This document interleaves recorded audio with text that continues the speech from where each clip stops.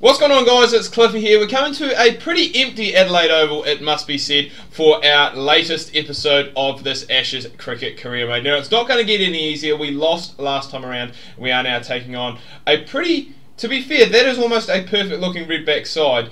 I can't really fault it too much. The only person missing is Travis Head, but possibly he is away on international duty. We've got a soft, grassy wicket, a little bit overcast, so that is going to help, hopefully, the swing, and hopefully we can go and grab ourselves some good wickets. But this is a very, very strong Redback side. I think they're possibly rated like 94 overall or something compared to our 86, so it's going to be tough. And you can see why they're on the top of the table. They've won the toss. They've elected to bowl first, which is probably what I would have done as well. So we're looking to go and try and get some runs on the board, and hopefully the conditions stay the same in the second innings.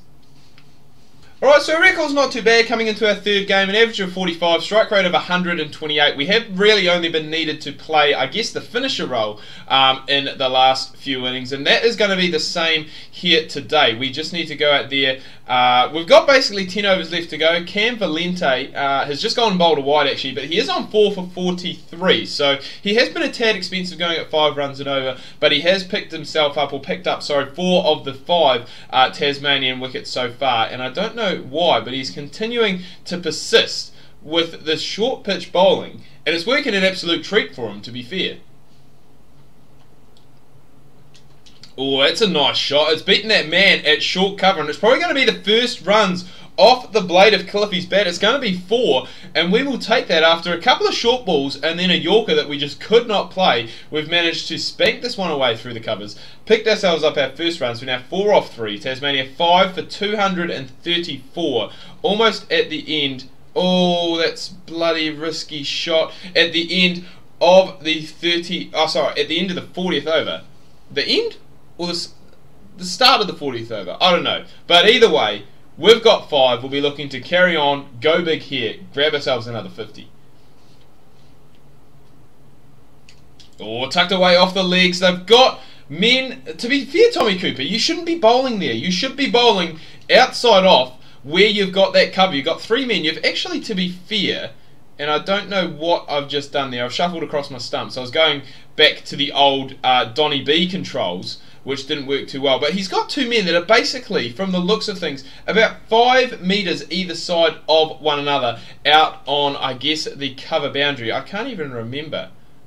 Oh, God. Cliff, what are you doing? Oh, okay, hopefully this doesn't end too badly. There we go. There we go. Now you're bowling to your field. But look at those 2 men. Those 2 men are out there in quite a crazy position, to be fair. I mean, why in a one-day game?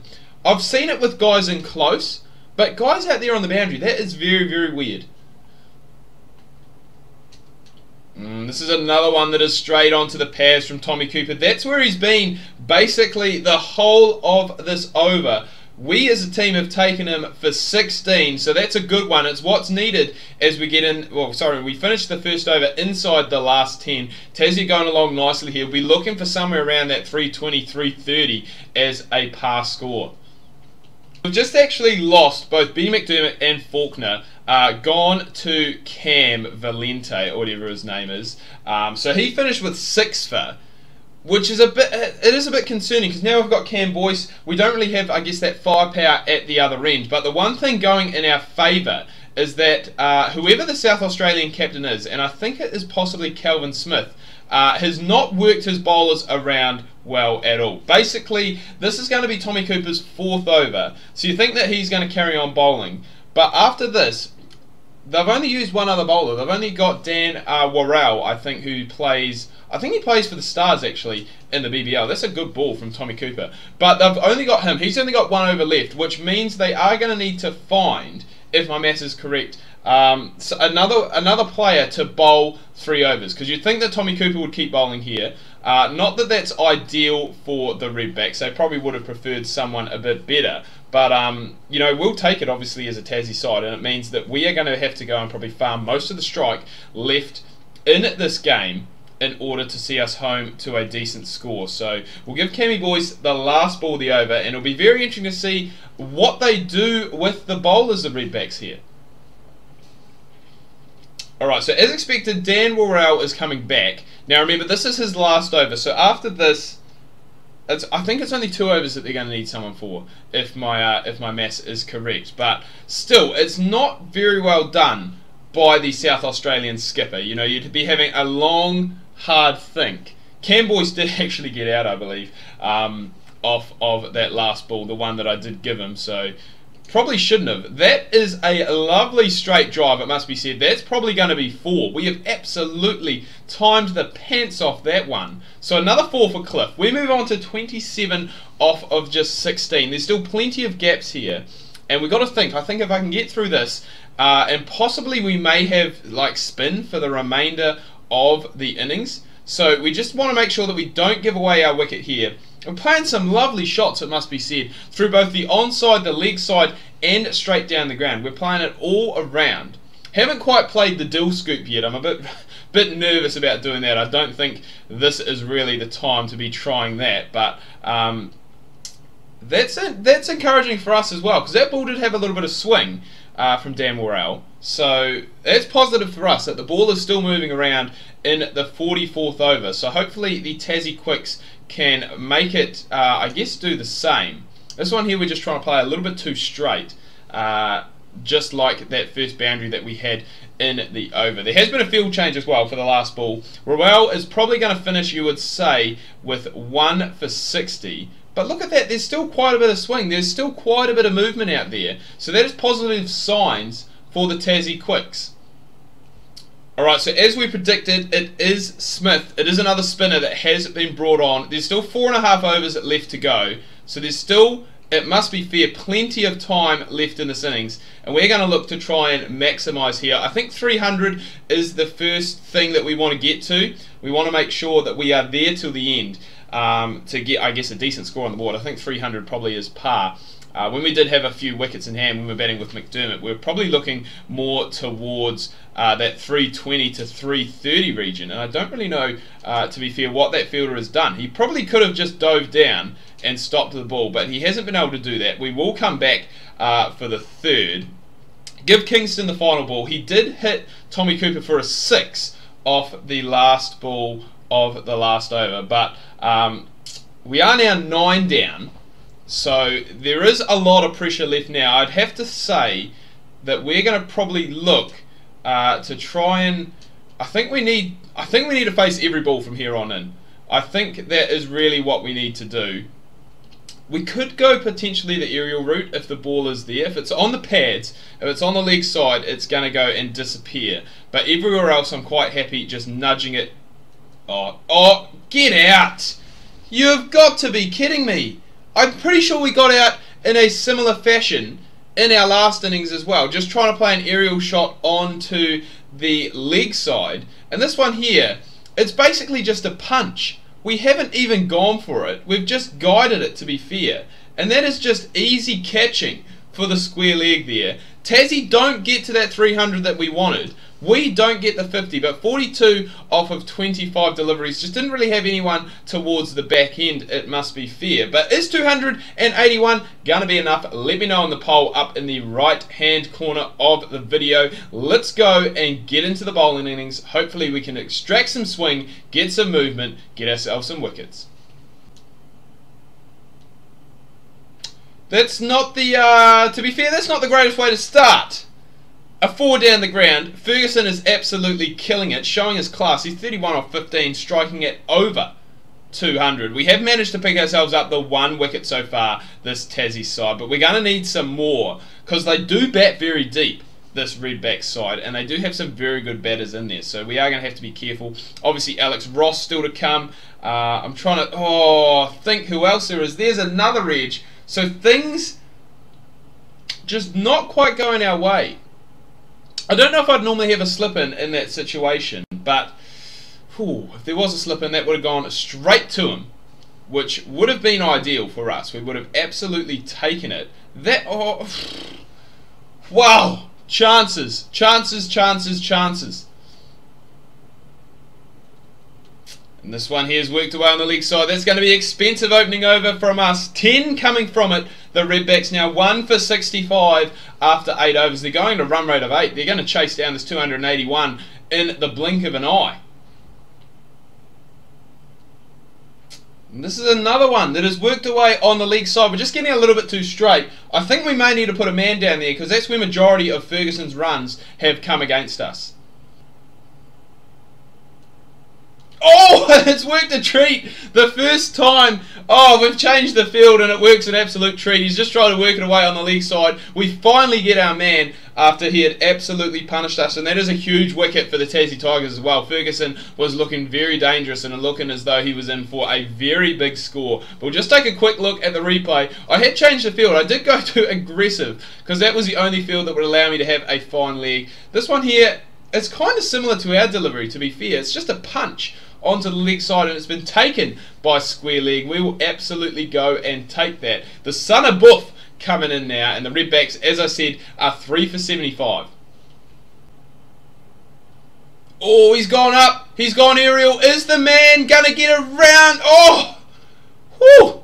He didn't get around to it, but he did bloody well, to be fair. Saved 2, possibly 4. And there, I guess, is the first shot in anger that we have seen from a while from Alex Carey. He was absolutely smoking it to start things off, but now he has been bogged down a little bit. There's been a few dot balls, and hopefully that chance is coming. Oh, this one here has gone up as well. It's probably... Oh, man, whoever is on the fence there, they have now saved 4, possibly 6 runs in the space of about 2 overs. Lehman has decided to go big. He did have 2 edges, I guess 2 leading edges to the offside in the first 2 balls of the over. So I tried a little bit of a slower one just to see if I could get him to mistime it. Wasn't the case, and he did manage to go and get them one hand, one bounce, but they were awfully close. So fingers crossed that something can go to hand soon. Oh, this one has been whipped away. It's going to be 4. That was a nice shot from Ross, actually, to be fair. Just the use of the wrists was excellent and managed to get it, I guess, in front of that guy or even behind that guy at square leg. There's another one that's been played away. It's going to be another boundary. So Ross is going along nicely here after a bit of a slow start. He has now hit back-to-back boundaries. And it's what the Redbacks needed, to be fair, because that required run rate, that's going to bloody help as well. That's going to be 6. That is going to be 6, so that's a big over. 15 coming from it. And just as I was about to say that the required run rate and the current run rate were starting to get a little bit closer to each other. Not the case now with a big over there. Oh, we've got it, we've got it. I honestly didn't think that carried, hence the delayed reaction. But that one there was bloody close down by George Bailey, it must be said. We've picked up our second. We'll just have a quick look here on the replay. I honestly thought that it had not carried, hence the lack of celebration. But there we can see Bailey taking a good pluck down low. That's our second wicket, and it was quite needed, to be fair. Cameron Valente in. Average of 35, 200s, no 50s. So this kid can bat. Don't get me wrong, he can bat, and we are... Oh, I was going to say, I think that's come off the bat, but it just had a cheeky appeal anyway, just because of the way it came off. It looked like it possibly could have come off the pad, but as you can see down in the bottom right there, 64 needed of 75 deliveries. So this game is still there for the taking, but we are going to have to bowl out. You'd have to say the South African, not South African, what am I saying? I saw the SA, I just assume it's bloody South Africa. The South Australian team, because I just think that 60 runs and 74 balls, they are going to get there quite comfortably. And obviously these 2 are 2 big wickets, so we need to get one of these guys early. Oh, catch that, mate! Oh, it has fallen agonisingly short. There was that big wicket that we needed. That was the one. Had the fielder just been walking in a little bit more with the bowler, a little bit more alert, then we could have had Jake Lehman. I was going to try and combine his name and Cam Valentine's for some reason, but we could... Oh, that is a huge wicket. That could have been the changing of the game, in all fairness, but it was not the case, and we're just going to have to keep plugging away here. Oh, this one's gone up. There's no one out on the boundary there. It wouldn't have mattered anyway, to be fair. That's gone into the stands. 82 metres. Cam Valentine with a much needed 6. There was just one coming off that over before that. He's decided to go big or go home on the last ball, and he has been rewarded. And that's not needed, to be fair. It's a little bit edgy, or even the edgy animation there from Lehman. He's going to pick himself up 4, move on to 77. And that was, to be fair, it's very much needed. The required run rate and the current run rate are starting to get closer to one another, as we did talk about a few overs ago. It's now 41 off of 49, so we just need just a couple of tight overs. We've only got one left to go, but a couple of tight overs, and this game is right back on. But with shots like that, that is not going to help. There's another one into the stands. No point having a fielder there for that one. 91 metres in South Australia now, 6 for 247. This one here has been worked away by Jake Lemon. He's played a masterful innings here today at the Adelaide Oval. He has worked it around all over the show. He's moved on to 89 off of 100 deliveries. So he's striking at a decent enough rate for a one-day international, just below 90. But, man, oh man. Oh, there's been a mix-up. There's been a mix-up. This is going to be run out, surely. No! Come to my end. Oh, my God. What has happened? Is the game going to freeze? Throw it down here. What is going on? Alright, now we're back. So basically last time around we did have, I guess, the run out glitch where, well, I threw it to the wrong end to start off with, which is absolutely terrible, because we could have had, I'm not sure who it would have been, but it would have been a wicket regardless. But, oh man, it sometimes pays to actually know the controls for bloody fielding, because it could have come in very handy there, it must be said. We would have got one of these twos. You'd have one of these two, sorry. You'd have to say now that it's going to be game over, Red Rover, just due to the fact that, what is this field? I don't know. I'm going to just go with it. There's one ball left. Hopefully we can try and grab ourselves an edge of some kind, but you're not going to find an edge when you middle it like that. And that has been absolutely walloped for a 106 metre 6. Thank you for coming, Cam. You've got that strike rate back up to 100, and only 21 off of 30 deliveries left to go. And you can see why the Redbacks are top of the table. They haven't lost a game. They're 4-0. They've won here by 4 wickets. And Jake Lehman, the son of Buff, 107 not out. Breaking Tasmania hearts again. I remember, I think it was not this BBL, possibly the one before it or the one before that. That essentially he went out and I think he hit a 6 off the last ball of the game, and it was, he hit a 6 off the last ball of the game, and it was his first ball that he faced in BBL cricket, you know, and it meant, I'm pretty sure it meant that the Hurricanes missed out on a semi-final spot. So but Cam Valenti does get the man of the match for his 6 for 48. He was very, very good. We were very expensive with the ball. Probably our most expensive spell to date so far, 2 for 73. So we're going to have to improve on that with a maiden in there as well. But just not enough runs in the end, which, to be fair, if we had batted, and I did say this, we did have 3.4 overs left to go. If we hadn't gone and got ourselves out at that situation, then it could have been a very different story. But anyway, guys, do hope you've enjoyed this video. If you have, remember to give it a like, smash that thumbs up button. If you are new, please do subscribe. Thanks for watching, and until next time, ka kite anoa. See you soon.